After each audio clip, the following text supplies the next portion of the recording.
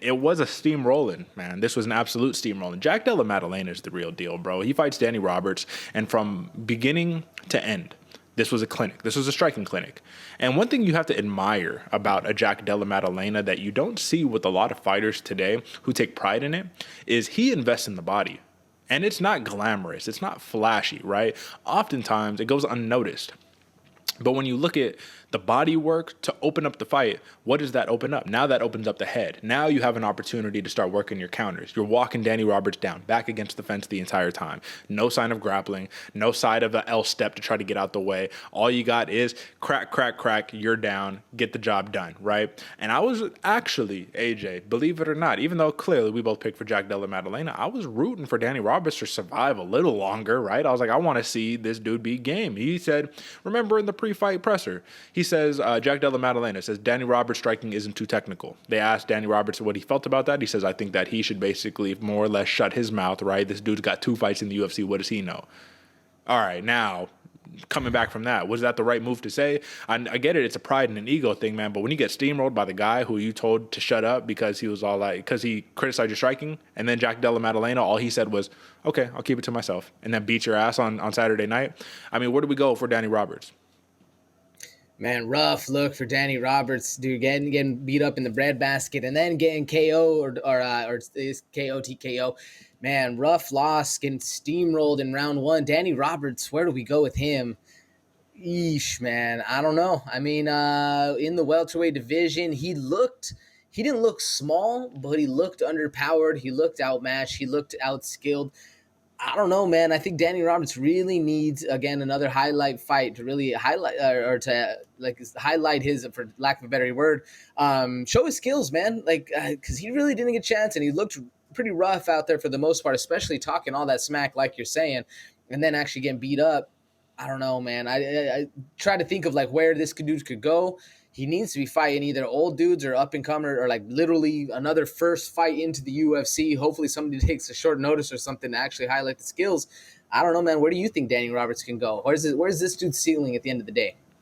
I think we've reached it at this point. I don't mean to be disrespectful at all, but he's just kind of a journeyman right now in his MMA career. Yeah, think about it. You go in from Cage Warriors, undefeated in Cage Warriors, 6-0, from 2011 to 2014. You get into the UFC, and then from 2015 to 2022, a 7-year span, you were 7-6 in your professional record, right? So 3 knockout wins, a submission win, 3 decision wins. So, I mean, over 50% of your wins come by stoppage. That's fantastic. But you also have to take a look at the losses. And when we're looking at the losses, 4 knockout losses, 1 submission loss, 1 decision loss. So 5 of your 6 losses are via stoppage. That's not, obviously that's not a good sign.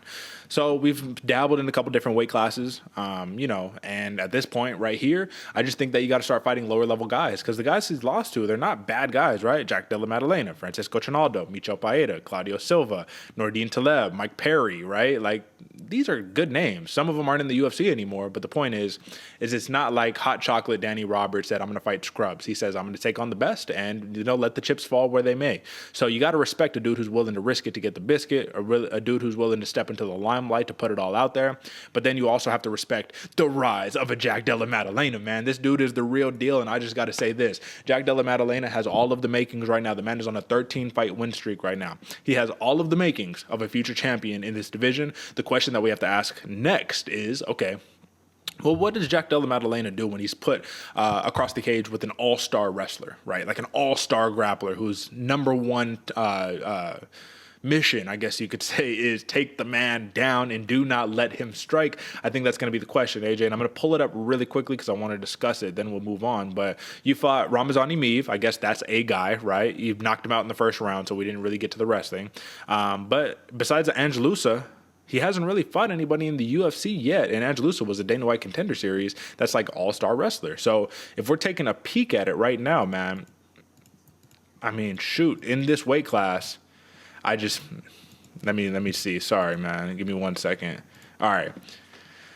Even if we go, because that's the thing, he's not a ranked guy, but we're going to get towards that top 15 soon. Even if we gave him like what do you think he could do against a Michael Chiesa right now? That might be too large of a step up. What do you think he could do against a Michael Chiesa? That might be too large of a step up, but also I feel like Chiesa's kind of taken a little slower of a step than he used to be, man. I think it'd be an interesting fight. I think Maddalena might be able to piece him up on the hands, but Kiesa's a savage, man. Kiesa's a warrior, so he'll be in it for the fight. And if he can get it to the ground, then we're really talking. I'm also thinking, I'm looking at the topology right here. Oh, Jake Matthews already has a fight. I was thinking the Jake Matthews or even a Randy Rude Boy Brown. Someone's a little powerful, but has good ground game, still has a lot of power in the hands. Even an Alex Morono might be an interesting one because he's a little older. I don't know. I think Maddalena might get Morono. What about you, Derek? Who do you think? Yeah, you know, Maddalena has a good shot at getting dubs. I mean, you got to think Alex Morono is a dude who would rather swing and bang than use his fantastic wrestling and jiu-jitsu. I'm also interested in maybe a Michel Paeta fight right there. I think that'd be interesting because both fantastic strikers. Obviously, I think Maddalena is a little more technical, but Paeta's not scared to take you down, right? So that's something to take into consideration right there. Either way, sky is the limit for Jack Della Maddalena, and this dude clearly, I think from this point on, you can't put him on a fight night anymore. I think this dude is pay-per-views and pay-per-view main cards exclusively from this point on. And if they're not, I mean, bro, they're clearly not utilizing this man properly. The next fight, I'm calling it right now, he's fighting in Perth, right? It's obvious he's an Aussie, right? What is it, 284 or something like that? I think he's fighting in Perth next. They'll just leave that for what it is worth right there. All right, brother.